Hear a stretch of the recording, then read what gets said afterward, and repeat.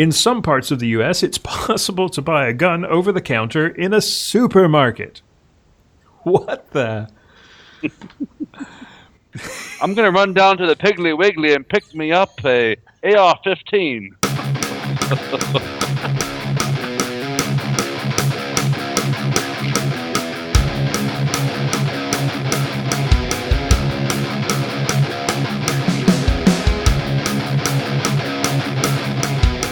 Bringing you law, gospel, and guns. Welcome to Armed Lutheran Radio.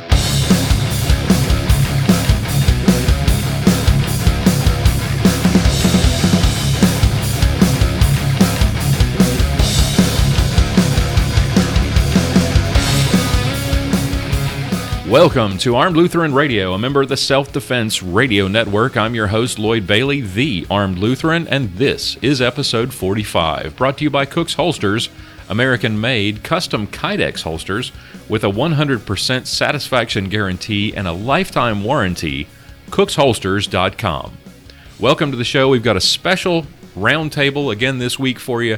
We've got a group of IDPA shooters from across the South and Southwest who are joining me today to talk about the 2016 season that just ended and the 2017 season to come. We're going to have a little bit of fun at my expense, tell some fun stories, share some memories from this past season, and look ahead to what's coming in 2017 in terms of matches and rule changes. It's going to be a lot of fun. Stick around. All that's coming your way next, right here on Armed Lutheran Radio.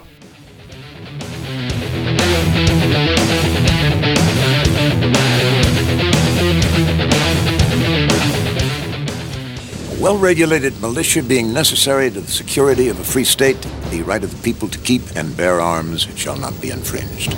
With those words, our founding fathers changed the world. They launched an experiment in freedom, where common lawful citizens are free to speak and gather and worship as they choose. But first among those freedoms is the one freedom that makes the rest possible. For 130 years, we've worked to preserve freedom first.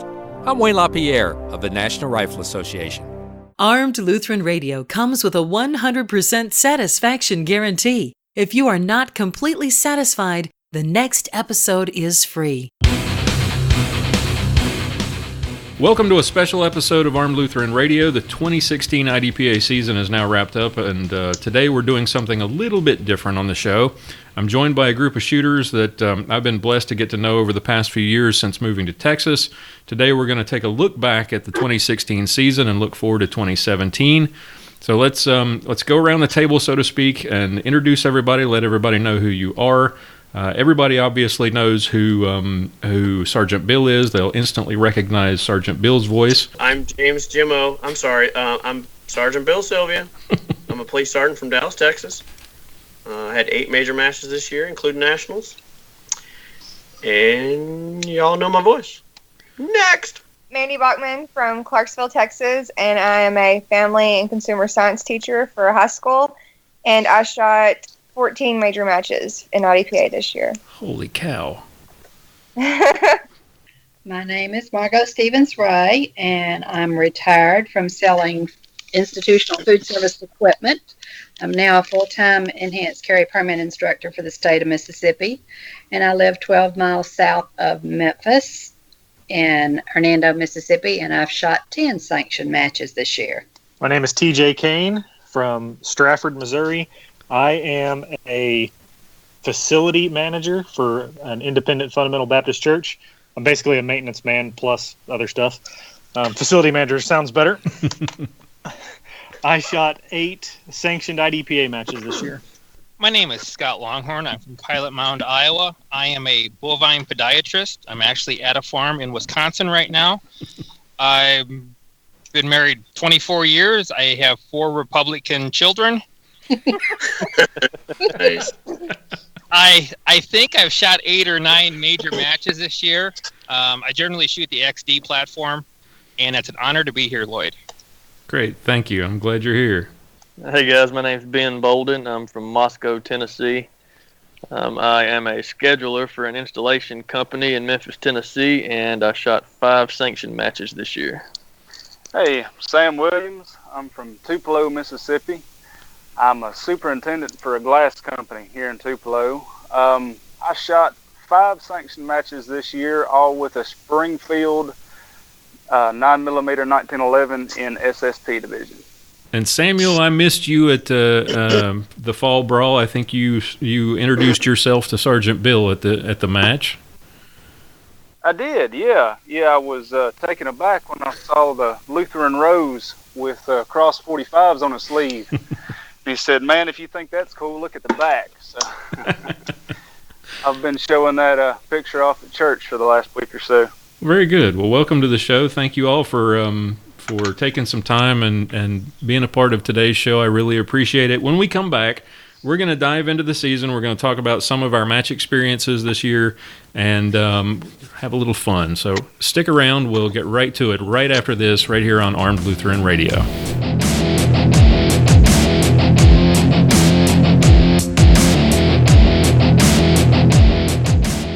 Can you survive the legal aftermath of self-defense? Armed Citizens Legal Defense Network can give you peace of mind knowing that you have the financial and legal assistance to face this new threat to your liberty, your property, and your good name. Become a member today for just $135 a year. Join Armed Citizens Legal Defense Network today. ArmedCitizensNetwork.com. Use the tracking code 15625 or Paul Lathrop. ArmedCitizensNetwork.com. You're listening to Armed Lutheran Radio. Welcome back to this special Shooters Roundtable episode of Armed Lutheran Radio. Let's talk about some of the matches that we shot this year. Let's start with our favorite matches. It sounds like we shot a good many matches, all of us. Not as many as Mandy. She's got a lot more matches under her belt this season. What was your favorite match of 2016 and why? Bill?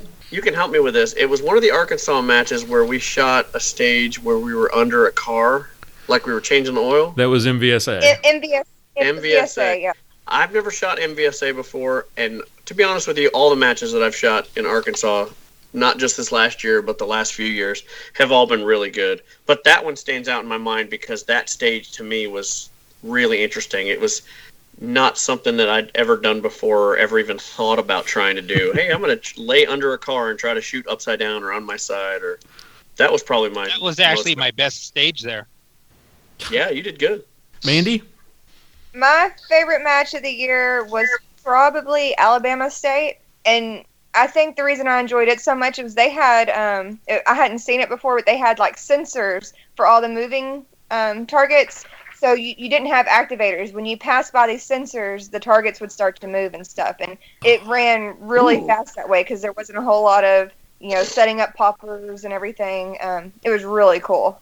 Nice. I ran into something like that at the very first sanctioned match I shot was the 2013 North Carolina State Championship. And there was a stage from my home club in Charlotte, the match director, Bruce Hurt, set up. And it was called Hurt House. They had those sensors like you were talking about. So The first thing you had to do, it was one of those house stages, you come home and there's bad guys in the house kind of thing.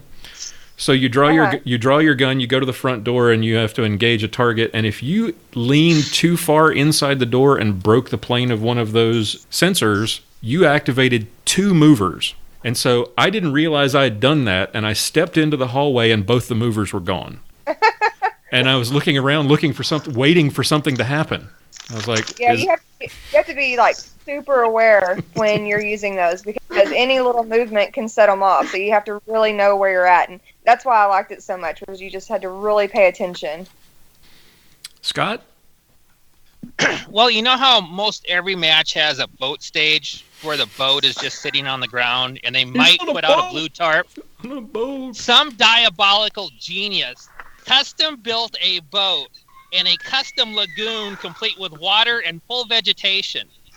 Don't hurt That your was shoulder, my patting favorite yourself stage. on the back. Yep. Don't break your arm patting yourself on the back there, buddy. It was really. Was that not? Thank you, Mandy. I was going to say later that was one of my favorite stages, but you ruined it. Now I got to come up with another one. Yeah, you've ruined it for Sorry. me too, because I was gonna give you props later in the show for that one too. Same. Well, you can give me props on stage design. Yes, that was really good, by the way. It's going to be back for next year. Only the boat's going to have movement mandatory, where it's going up and down. the lagoon is going to be bigger. So book your calendar for next year. All right, Margot. Well, it's really hard for me to say which one was my favorite. Probably, if I had to say, I'd say just about anything in Texas. The Nationals, kind of partial to Texas. The Nationals were really, really good. I enjoyed the theme, the Western theme. I liked the horse, the one on the saddle. I really liked that because it was real straightforward. Mm-hmm. I like the straightforward stages. Also, the one where you had to shoot the horse that went by. That was another one of my favorites. Yeah. You liked that one, didn't you, Lloyd? Oh, that was great. Yeah.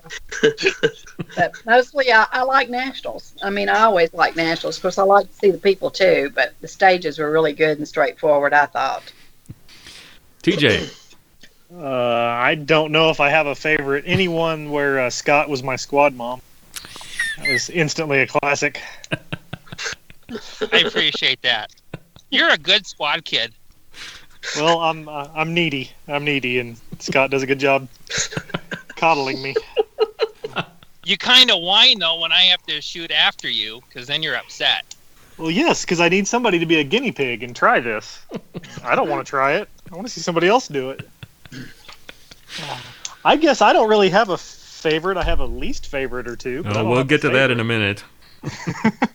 That's coming up. I had fun at all of them. Ben, how about you?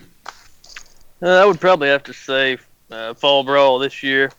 Like Bill said, all the Arkansas matches I've been to have just been great as far as stage design goes. And I think my very first sanctioned match was the Arkansas State there. So I didn't do too hot there.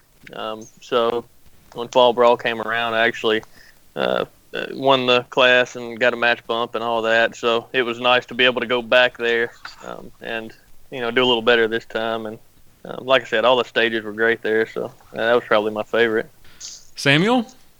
I think I had the most fun at the Masters this year. They just had some real challenging stages. Good designs, but there were a lot of options. You could shoot every stage a little bit different, and it just a lot of fun. It was well put together this year. Very good. And that's in Alabama. Alabama. So how many of you shot Nationals? I know Bill and Mandy, Margot and TJ and Scott. Your thoughts on that experience? It was my first. I had a really good time. Billy and I had 2 spa days. 2 spa days. It was the worst match of my life. It was awful. It was the worst match I've ever shot, and it was all my stinking fault. Yeah, I will echo that sentiment as well. But once you embrace the suck, it gets better. I just screwed up. I hit 3 non-threats at the very beginning of the first day and shot a really good match after that, but I had just dug myself so deep with those that it was pretty much impossible to catch back up. So welcome to the Lloyd Bailey Club. I spent most of the match really frustrated with myself, but it happens. That was, I think I shot 8 non-threats in that match. 4 in one stage. It was pretty outstanding. Actually, and it was 4, not just 4 in one stage, it was 4 on the same target. It was a good group, though. It was a heck of a good group. It was 4 consecutively. Yes. Consecutively. Mm-hmm. Wow. It was the kneeling standard stage where you had to shoot weak-handed, kind of around and over the shoulder of the guy. And once I'd put... He said, screw that. I was like, I'm going to put down... It was epic. I had 8 there as well. Smiling. It was epic. After the first one, I was just like, the heck with it, and I just kept on pulling the trigger. And so 4 nice, tight, it was probably maybe an 1.5 inch group. And I know I know Scott argued with the SO trying to avoid the 4th one, but it broke the perf. It wasn't even close. No, it really wasn't. But I appreciate your effort. Anybody shoot anything in 2016 that they had not shot before, any match you'd not been to before? I shot the Michigan State match in Brooklyn. Oh. In August. That was a tier 4. That's a nice range. That's an excellent range. I shot Texas State for the first time, and Nationals and Iowa were my first. Those were first timers for me. I shot the Dairy Queen at Badlands in Tulsa. Yeah, I figure that'll come up in our least favorite matches here in a minute. Oh, we're not there yet? No, oh, not quite. Let's see. Battle in Benton, Showdown in the Ozarks, Iowa, Tennessee, Alabama, Badlands, MVSA, Silver Dollar. Those were, and indoor nationals. Those were all new for me this year. Really? Yeah. Wow. Last year I didn't shoot very many matches. I mean, last year was my first year, so I shot way more this year. You doubled. Obviously. You doubled up. Any matches you didn't get to shoot, but or that you did shoot, but you wish you had not? There you go, Bill. Hey, it's Badlands. It's a. Really wish you had worn that T-shirt to Nationals. I got a couple T-shirts from that one. Yeah, Badlands was on my list. Yep. Sticking with the Tulsa theme, I'll go Stars and Stripes.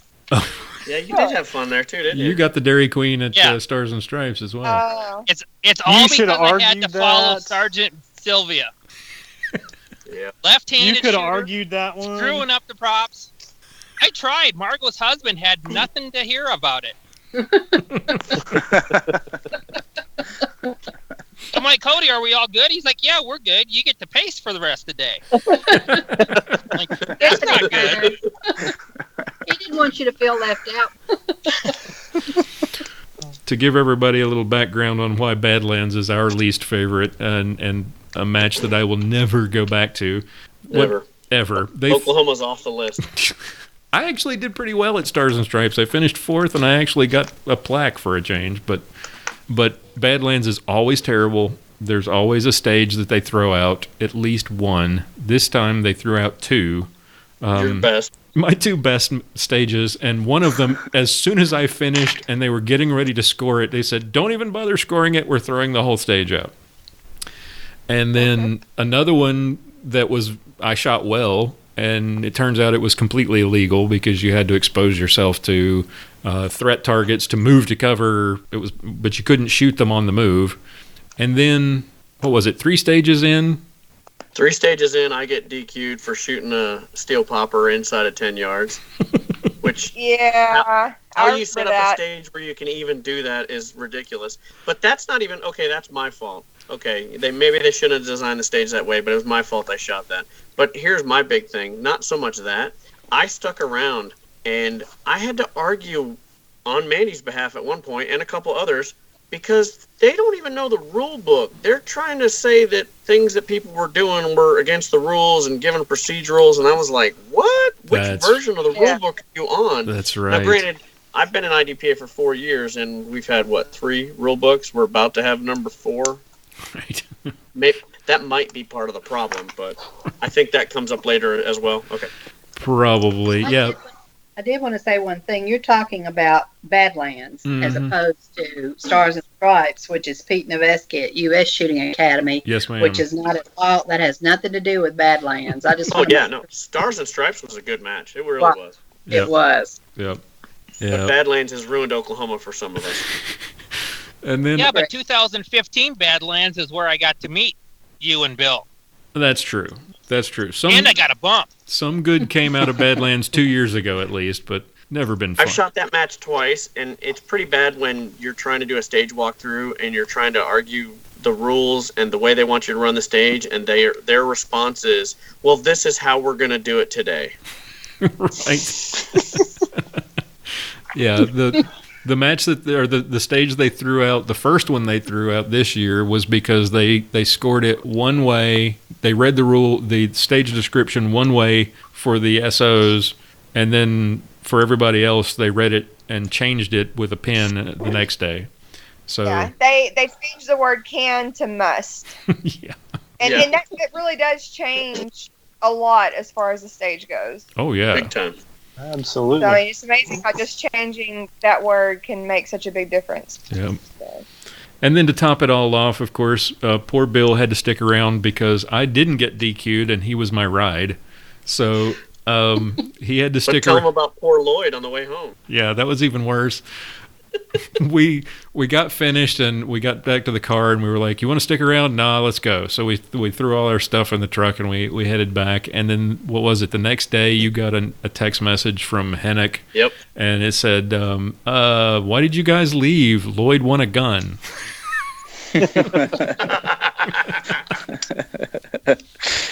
It's Badlands. What are you going to do?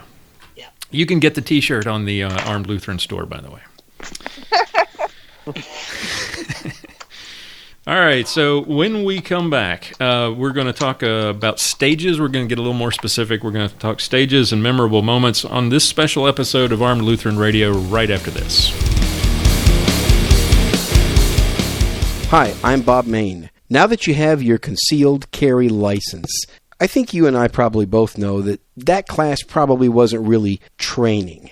Have you ever thought about getting some training beyond your concealed carry license? Well, that's why Ben Branham and I decided to call our classes Beyond Concealed Carry. We're going to teach you how to move and shoot, how to shoot one-handed, even how to shoot and make hits without the use of your sights. As a Self-Defense Radio Network listener, you can get nice discounts on the classes and the subsequent video programs for reinforcement. All you have to do is visit the listener discount page at selfdefenseradio.net and put in the password SDRN, all lowercase. Again, the listener discount page and all lowercase SDRN. Hope to see you at a class soon.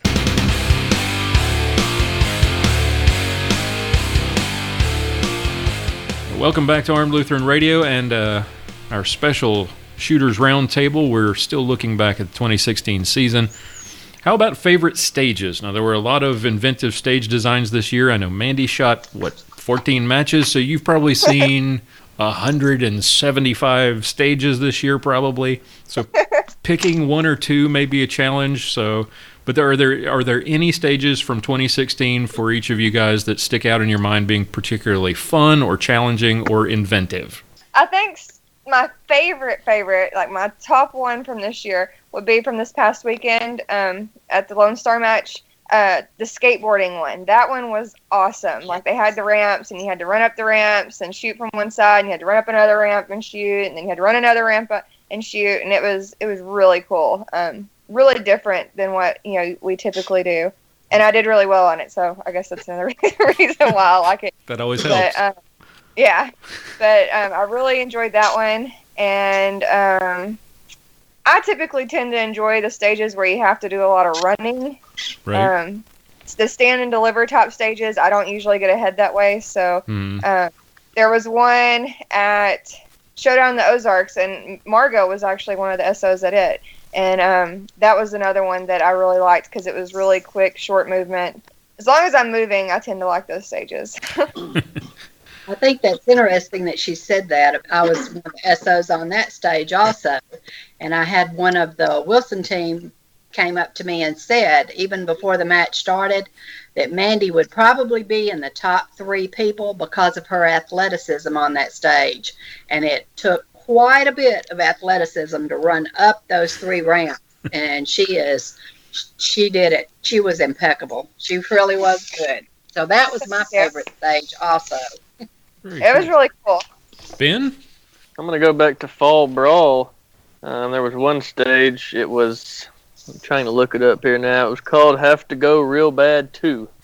I think y'all remember that one. There's lots of pictures of people holding their backside right before the stage started. I wondered about that. I saw videos. I was like, what are they doing? Yeah, that was part of the description, so you had to start that way. But there's a lot of movement in that stage. The last time I shot at Casa, the house gave me a lot of trouble, but this time they set it up where you could move pretty freely, straightforward through it. And then at the end, you had to set on the make-believe toilet and had 2 or 3 seconds to shoot the target before the no-shoot came up. So it was pretty fun. But yeah, the imagination in the stage was not lacking, or in the stage description. Sam? This is going to sound crazy, but there's a reason behind it. We shot the steam plant match this year, and it's the first time I've ever done this, but everyone on every stage shot standards simultaneously. Mm-hmm. and it was a bill drill. Yes, everybody started with standards. They set up a standards in everybody's stage, and that's how you open the match. And it was a strong hand bill drill, weak hand bill drill with a mag change in the middle with partials. You got standards out of the way right off the bat. You got your jitters out with standards, and it just made the most sense. So I know it sounds crazy that a standard stage was my favorite, but the way we did it at Steam Plant was awesome. That's very cool. We kind of did an homage to that at our Mississippi State match this year. Wasn't it hot there, though? No, it was nice this year. A little dusty. Steam Plant was tough. Yeah, Steam Plant was tough. TJ? There was a couple at Missouri State I really liked. The standards I actually liked there because you were, this sounds weird, but you were hugging a giant teddy bear that was about the size of Billy. It shot about as fast as he does. That was kind of cool. That was just wrong. And then, I hope he listens to that. And then they had a house stage at Missouri State that was all covered in reflective tinfoil. That was different than anything else I'd really shot. And I don't want to mention the boat in Iowa State because I don't want to make Scott's head any bigger. But that was probably my most fun just because that was the most unique of anything I'd shot all year. Bill? I said it before, but it's it's funny that I actually keep all my my stage books, my match books, because if you're a match director for your home club, you can always steal something or modify it. So I kind of keep all those, and it's MVSA, Stage 4 Outlaw Garage.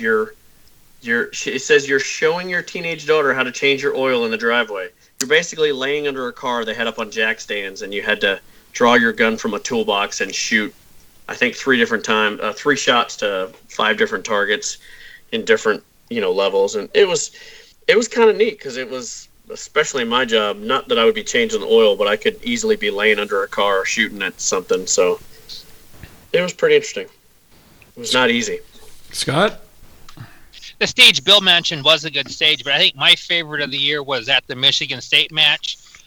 Everybody started off shooting standards all at the same time, but then the very first stage we got to shoot was you had to open up a door with your left hand, or with your weak hand, go through the door, step on an activator, hit 2 drop turns, go to a corner, hit 2 swingers that got activated by the door, and then go to another position to shoot the final 3 targets. The best part about it was being able to video Jeremy Duval from Dubuque open the door with the wrong hand, automatically get a procedural, go through the door, step on the activator, but step on the hinge side, and take off. So not activate the 2 drop turns. He stops, turns and looks at the SO. The SO looks at him, looks down at the activator, and he points to it. Jeremy comes walking back and then very gingerly steps on it with his tiptoe 3 or 4 times. And the SO was just looking at it and pointing at it. Finally, I yell at Jeremy. I know coaching is not allowed. I go, step in the center. He steps on it. The activator drop turns. He puts and it's a double exposure. So it turns, he puts the gun up, it turns away, he puts the gun down. It turns up again, he puts the gun up, it turns away, he puts the gun down. He finally goes and stands at the corner and just shoots at it flat-footed. Turns to look at the 2 swingers that were supposed to get activated, and he never opened the door up far enough to get the rope pulled all the way, so they never got activated. So he got a reshoot because of improper stage equipment. And Billy and I and Jeremy laughed for 250 miles in the car watching that video over and over again until the battery ran dead on the computer.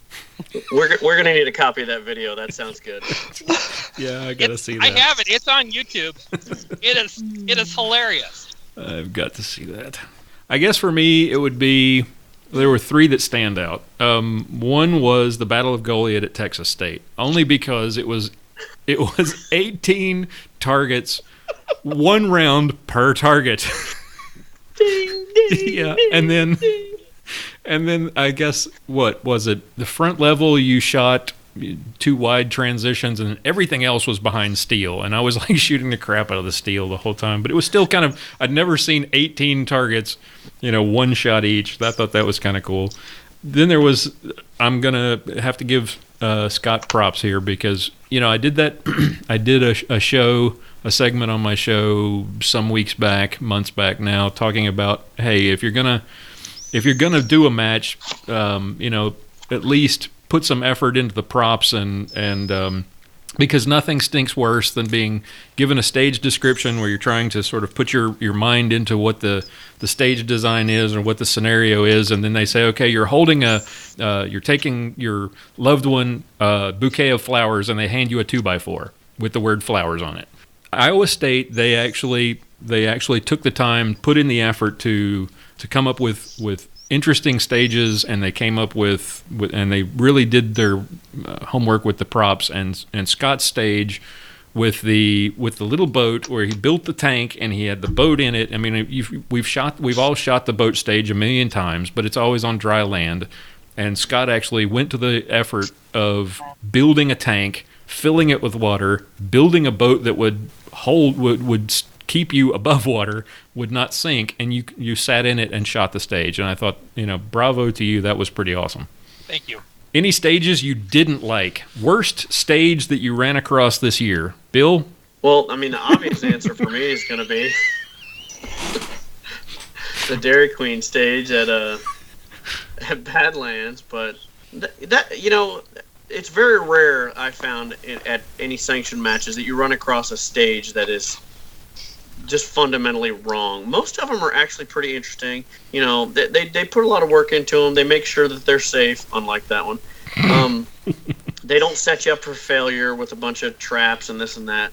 So, I mean, I don't really have a lot of complaints as far as bad stages. I mean, like that one, honestly, all they had to do was require you to just not have the steel that close.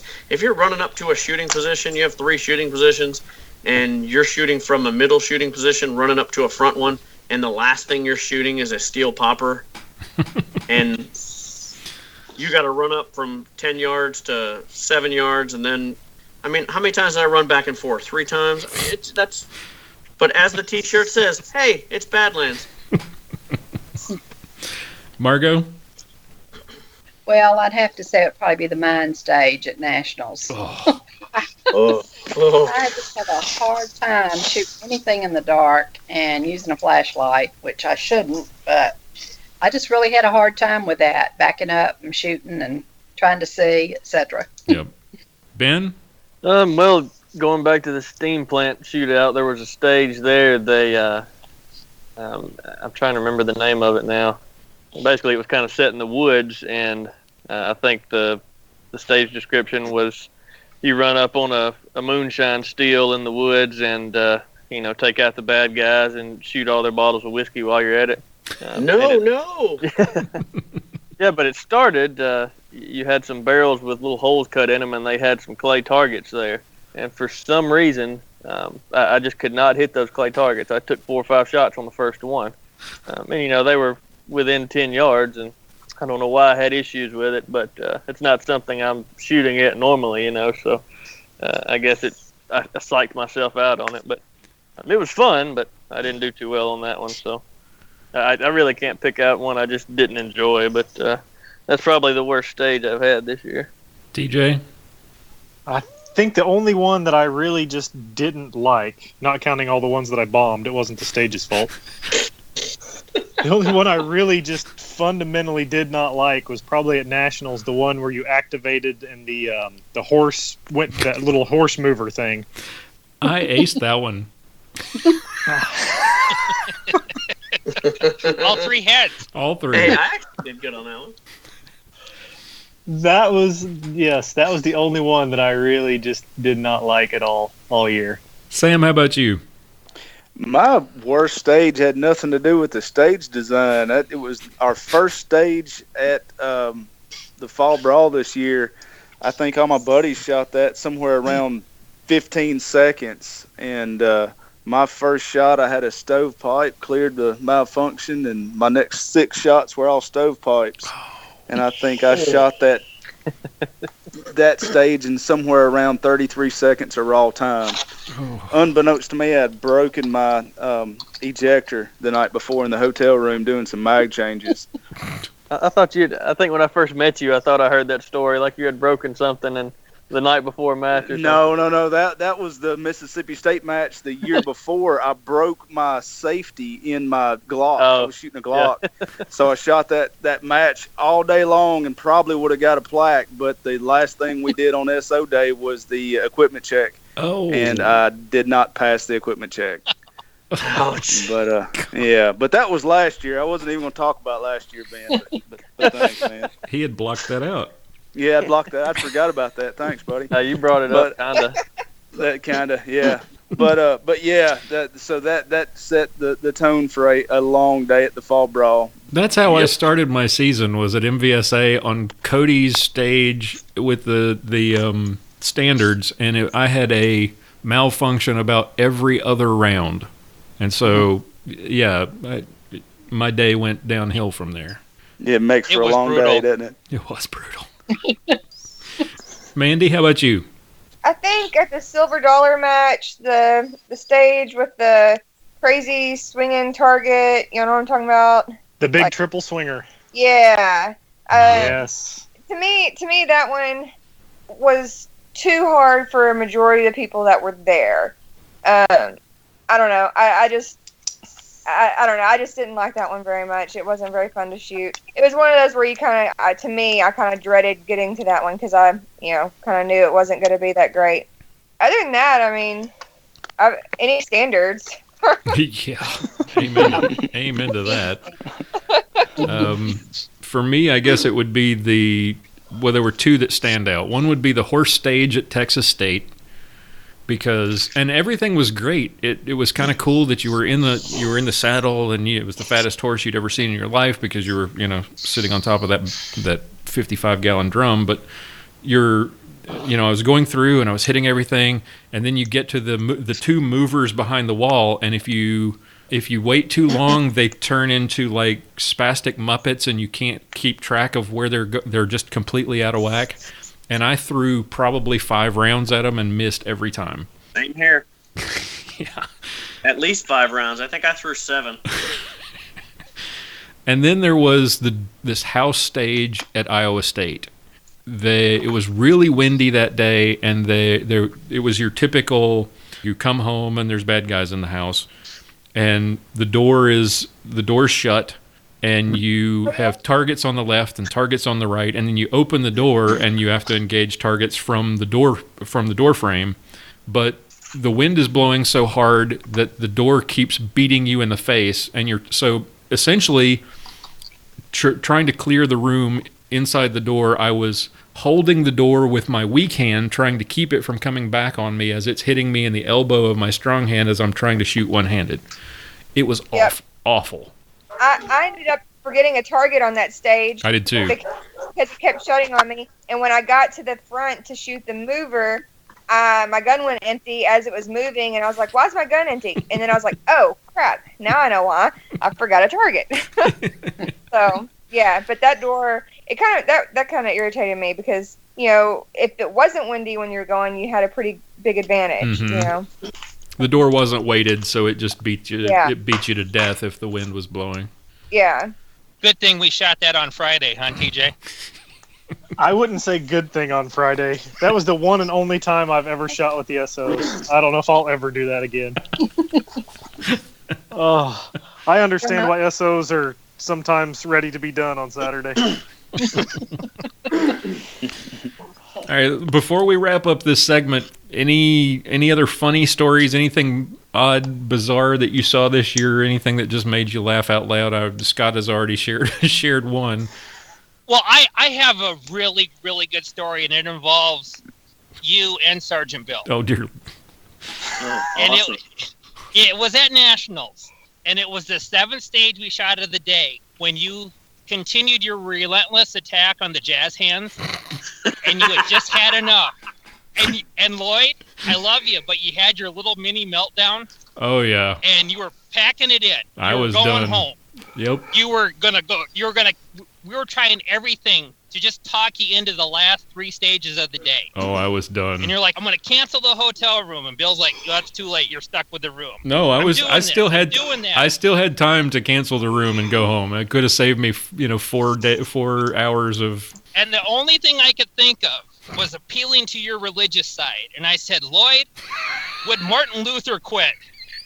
And Sergeant Obvious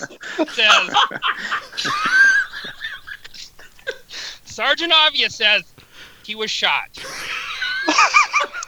Hey, that was And funny. I said, I think you're thinking of the wrong Martin Luther. I think you're thinking of Martin Luther King. I'm not exactly sure how Martin Luther died. And I looked at you, Lloyd, and I said, Lloyd, how did Martin Luther die? And you started to smile. It worked, didn't it? He stayed. He died of old age. Old age. Well, what it was convinced funny. It worked. He stayed. Well, what convinced me? Yeah, what convinced me to stay was when Bill said, "You're just going to be stuck in traffic." I was like, "Dang it!" I apologize to all of you guys for that. That was just horrible. I had just a horrible day, and yeah, that was. Just got to embrace the suck some days. Yes, I should have embraced it much earlier.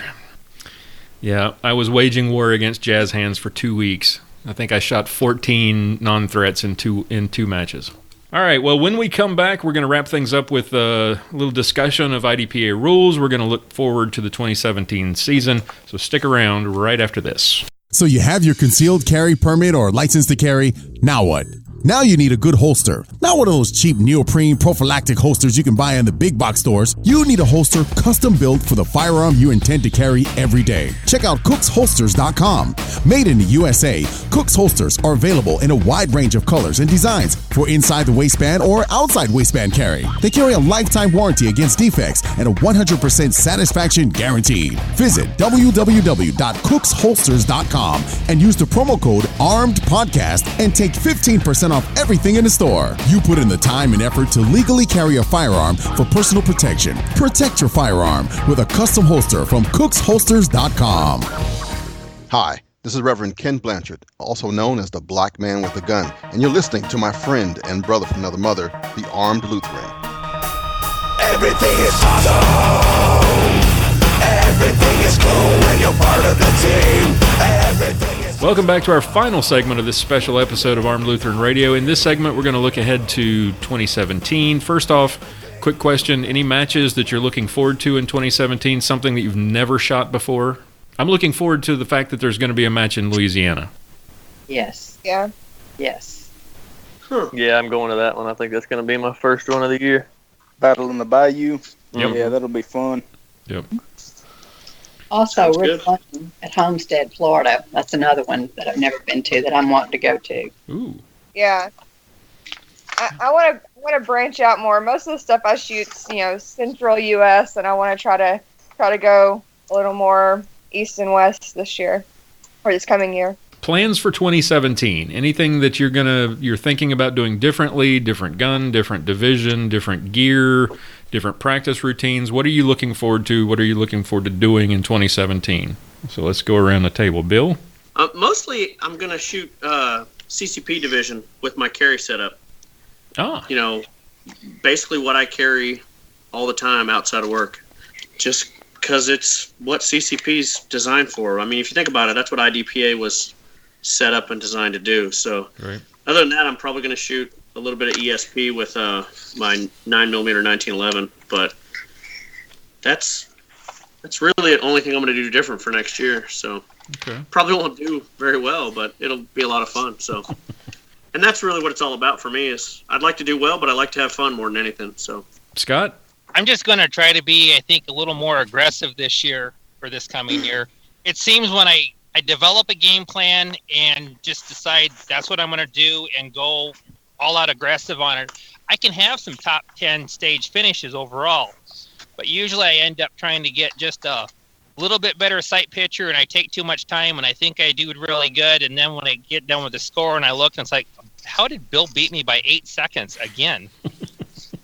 Mandy? As far as what I'm going to be shooting and everything, I'm still going to be shooting that division. I plan to do a lot more practicing. I really started practicing a lot here towards the end of the year, but I feel like I waited too late in the season to really get serious about it. So, I mean, I think just more practicing the things I'm not good at. You know, it's really easy to go out and practice the things that you're good at, but you really need to focus on those things that you're not good at, you know. Yeah. Probably more stuff like that. TJ? Division-wise, it'll be ESP, and then depending on the rule changes with CCP, whether or not I keep shooting it, we'll see how they change it. I'm planning on taking a class in the spring, so hopefully I can actually learn how to practice much better and work on the stuff that I know I really need to work on. And then depending on what my schedule is for the year, I'll get in as many matches as I can. Hey, TJ, there's a segment on this show that talks about how to practice. The Ballistic Minute. Well, so far I've listened to them, and you haven't told me anything I needed yet. Oh, I can. Just you wait. I don't usually cover how to make sure your front sight doesn't fall off or your rear sight doesn't fall off, which that happened to me this weekend in a class. Well, you should, because that's very important. That Yeah. totally ruins a match when your rear sight, you can push it off the gun. Yep. Margot? Well, what Sergeant Silvia said is the same thing that I have in my mind. I won a CZ Compact in Arkansas this year, along with a Springfield, but I've been practicing with the CZ, and I'm going to change to the CCP division. And then I have another goal, and that one is to learn how to set up the stages and do it properly and legally. Maybe you can go to Oklahoma at the Badlands and teach them how to do it. Oh, really? I'm sure I've had something to tell them. Yeah, I don't think Cody's going to Oklahoma. Probably not. Not again. Nope. No. Not Badlands. Nope. Sam? I'm going to change to CDP. I've never even shot a classifier or anything in CDP before, and I'm going to really focus on calling those shots with the 1 second. It will probably go into effect mid-year, so I'm really going to worry about those calling the shots and settling that front sight. Yeah. Ben? Well, actually, it's kind of odd. It's I'm really looking to get a car that gets a little better gas mileage, so I can afford to go to these matches outside of 2 or 3 hours away. Looking forward to going to nationals for the first time though. But I originally set out to get expert classification and everything before I moved around, but I won an XDM 9mm at the Mississippi State match and really fell in love with it and tricked it out for ESP and all that. So probably going to shoot that all this year and set a goal to try to get to master. I don't know if it's going to happen or not, but we'll see. That's my goal though. All right, let's talk some IDPA rules. We kind of hinted at this earlier. Next season, the scoring changes from a half second for every point down to 1 full second. Thoughts on that rule change? Anybody want to weigh in? I got some thoughts on it. I'm sure you do. It's gonna make it easier to score and count. Yeah, actually it will. That's a positive on it. The negatives are it's not and the positive. Another positive, it's not really going to affect the top shooters. Yeah. No, that's they're true. already fast and accurate. The really big con of it is it's really, really going to affect like 75% or more of the shooters in IDPA. The people that are more than 10 points down a stage, their scores are going to suffer hugely. So there's going to be a bigger disparity between the top 10% shooters and everybody else at every match. Yeah, it's going to kill me. People are going to see their scores for the first time, and they're going to have, sticker shock. I mean, I know a couple guys that went back a few of the major matches this year, and they took the top 10 or top 20 shooters at every match, or at each match, and they changed where they placed based upon 1 second down versus half a second down for scores, and barely anything really changed. What really changed is when you started going down the list. What's not going to change is Billy Whiteline is still going to be at the bottom of his class when he gets done. Most accurate, but bottom of the class. He's going to lose the title of Blazing Oompa Loompa if he doesn't hurry up and start shooting better again. And that's the sad thing. He can be super fast and super accurate, but he just has to be super duper accurate. Any rules changes that you guys would like to see IDPA consider? Anything that you fault lines? Fault lines. TJ, Bill, explain that one. I would be happy with just a fault line for the first target from cover on an array. I don't need one for everyone. Anything that will take subjectivity out of running a stage is all the better for me. I totally agree, because that's what most people complain about that shoot IDPA, and people that don't shoot IDPA. And, that's kind of the biggest gripe that everybody has. So that, if you fix that, if you're out of cover for your second or third or fourth target or whatever it may be at a point of cover, then that's totally on you. That's pretty obvious. You'd have to take a pretty big sidestep to jump out of cover. If you know where you're going from the get-go, it'll be easier. But the problem is, IDPA wants this to be an accuracy-driven sport, and if you do that, it's just going to make people like TJ go faster, because they're going to have a concrete target to aim for when they run into a point of cover. So I don't know if they're going to do it. I don't think they will, but I could be wrong. This is a subject I really can't talk on since Exactly. And I haven't heard from a little birdie that's exactly something they've been talking about. La, la, la, la. For those of our listeners who don't know, Mandy has a position with IDPA as... I'm pretty much like the social media director. Media director. Yeah. So close your ears. This is social media director. That's right. Podcasting is social media. Yeah. I will just say this. I think there are some good things coming, and I think people, obviously the 1 second rule's coming. That's already been told. People are unhappy about it, but it is what it is, and I think it'll end up being a good thing. I think once it happens, it's not going to be as bad as everyone thinks it's going to be. But there are some good things coming, and I think people are going to be happy. So. Final question. Now, if somebody were to ask you about shooting IDPA, maybe they've never done it before, maybe they're curious about it, they've never been to a match, and they ask you, why are you involved with IDPA? Why do you shoot matches? What do you tell them? Start with you, Bill. Well, that's easy. It's a lot of fun. And it's not just the shooting that's fun, it's the people. I mean, just listen to the people we're talking to right now. I mean, these are people that 2 or 3 years ago I didn't even know existed. And I consider pretty much everybody that's on this roundtable right now one of my friends. And, they're awesome. I love these people. They're fun to be around.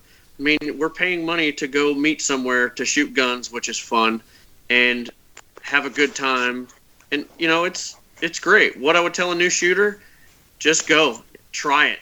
Don't hesitate. Don't think you need to practice more. You need to do this. All you need is a gun, 3 magazines, and probably your carry gear, and you're good to go. And that's what I would tell them to do. Shoot your carry gear. Margot? Well, as I teach that enhanced carry permit class for the state of Mississippi, and actually I give them an introduction into IDPA because once they learn the laws and how to use their gun, they really need to get out there and practice how to be able to present their gun and aim and drop the magazine, get back on target, etc. So a lot of it has to do with confidence. I try to get them to be involved in IDPA and at least come to a match so they can practice. And, the scenarios are all real life situations set up. So what better training can you get than that? TJ? For a new shooter, I would say IDPA is a lot less intimidating than other sports that are out there. You can run what you carry every day and not be outgunned as easily, so to say, as opposed to the other sports where if you don't have a dedicated match gun, you're behind the curve. Right. So you can run what you have. Plus, it's also going to give you, for the average Joe, like where I was at when I first started shooting, I carried every day.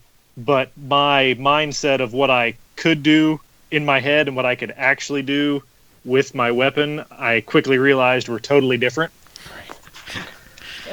Right. And I realized that I can't shoot like they do on TV, and it was very disappointing. And you're going to get a realistic get a realistic look at what you can and can't do, and then you know what to work on from there. Yeah. Ben, what do you think? Yeah, I mean, I'll just echo what Sergeant Bill said. You know, it's fun. I mean, if it's not fun, you know, I probably wouldn't do it. But I've met a lot of great guys. And gals. Oh, yeah, and gals. People. PC cop. A lot of great people.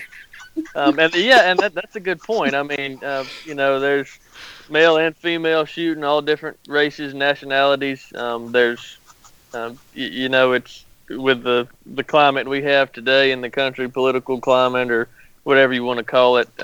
It's great to be able to find a common ground like that, and you know, just go and shoot and have fun with each other. And it's what I found. All you've got to do is get someone to a match, and that's about all you have to do. They're hooked. It helps to have an extra IDPA rig for them if they don't have a gun or something, because I've never seen someone go to a match and watch the complete match. They get through one stage and they're ready to shoot. So right, Scott. Local IDPA matches are really super friendly to new shooters. I mean, it's a great place for a new shooter to go to realize exactly, like TJ said, how much stuff you can't do with your gun in a hurry and how much stuff is going to break on your gun, mostly by user error. And 95% of the people that shoot IDPA are awesome, and they're more than willing to help you along the way, give you hints, suggestions, until they get to know you. And then they're just viciously brutal. It's Shark Tank. That's sanctioned matches, though. It's awesome. Turn on you in a heartbeat. No, it's the same way at the local match. Yeah. And then once you do a few local matches, find someone to go to a tier 2 or tier 3 match. Mm-hmm. The road trip in itself is an experience. Especially if it's an RV. You don't even need an RV. You just need a cheap hotel with a Magic Fingers bed. And the stories are just endless. I didn't even know they made those anymore. There's still one in Branson. Stayed at it, coming back from Fall Brawl. I saw the photo on Facebook. Oh, that's great. I can't really say anything that hasn't already been said. I mean, just the camaraderie, the experience you get from running a stage close to what it's probably the closest you could do in any live fire type situation. But I mean, just the people that you meet. You know, my gun tore up in Arkansas, and within 5 minutes, I had a guy help me fix it. And if that didn't work, he was going to let me use his Kimber. You know, I'd never met this guy before in my life. And in 5 minutes, he's going to let me use his $1,400 gun to shoot the rest of the match with. You don't find that in other sports. It's just, it's a great camaraderie I think we have in this sport. Mandy? I would probably say not to wait to start. I had an opportunity to start shooting probably 5-6 years ago when I first met Bill and Joyce, and never got into it until a little over 2 years ago.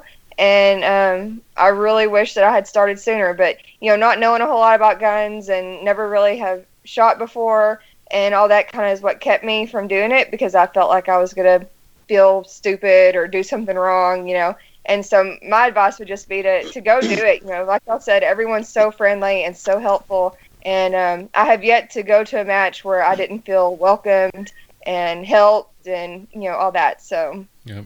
Definitely go do it. Don't wait. You'll wish you'd started sooner. Yeah, absolutely. Hey, Lloyd, to add to that, yep. There's a lot of people that think that, it's cost prohibitive. There's so many costs involved. If you already have a gun, you already have a holster you carry with, I mean, even a local match, you're not going to blow out that much money on ammo or match fees. That's what a lot of people will sit there and tell you. I don't have money to do that. I don't have the time. And that's not really the case. If you convince me, I mean, I've had people tell me they'll give me, and I've done this, giving people ammo. Here, I'll give you 200 rounds. Let's go shoot. Don't worry about paying me back. We'll, come shoot the match and have fun and see how you feel. Yep. Where else can you go and spend, like for a local match, $15 or $20 and spend, $25-$50 worth of ammo and get that and have that kind of experience? You certainly aren't going to have it in a square range by yourself shooting a paper target. It's just, there's not an experience like it. And to sort of echo what several of you have already said, I mentioned in a previous episode how we're, as people with a gun, we're often portrayed negatively, and I think a lot of it comes down to, in the media and other places, that they simply don't know gun people. And if you go to a match, you will meet some of the best people you've ever met in your life. It's the best people you will ever meet. They will give you the shirt off their backs. Like Sam was mentioning, the first match I ever went to here in Texas, I broke my gun. My son was with me, so I just packed up my gear and I was like, okay, well, I'll just watch him shoot. And Alan Honeyman went to the car and he never met me in his life, didn't know me from Adam's House Cat, went to his car, got me a gun and a holster and said, here, finish the match. Good guy. Yeah, absolutely. And like Mandy said, I wish I had started earlier. At 47, I started back in 2012. I wish I had gotten into this 10 years ago. Well, as we wrap up the episode, let me first just thank all of you for taking the time to come on the show. I really appreciate you spending some time with us and sharing your thoughts. And like I said at the beginning, I really do feel like I'm blessed to have gotten to know all of you. And some of you I haven't met yet. And I'm looking forward to shooting with you in the future. And I'm looking forward to 2017 and shooting with all of you again next season. So thank you all for taking the time and joining me today. Yeah, thank you. It was my pleasure, Lloyd. Thanks, Lloyd.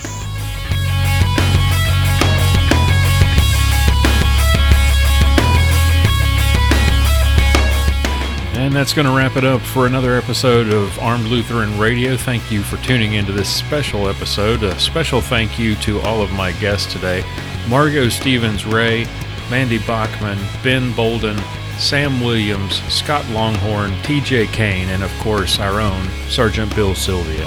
Thank you for tuning in. Be sure to tune in again next week for another episode of Armed Lutheran Radio. Until then, keep shooting, keep praying. We'll talk to you next time.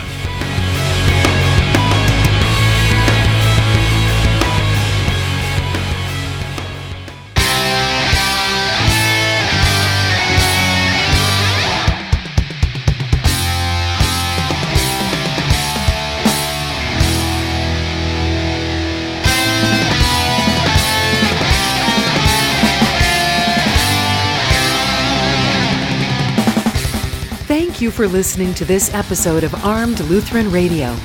For show notes, be sure to visit our website at www.armedlutheran.us. You can subscribe to this podcast on iTunes, Google Play, Stitcher Radio, and TuneIn. This podcast is made possible by Cook's Holsters and contributions from listeners like you.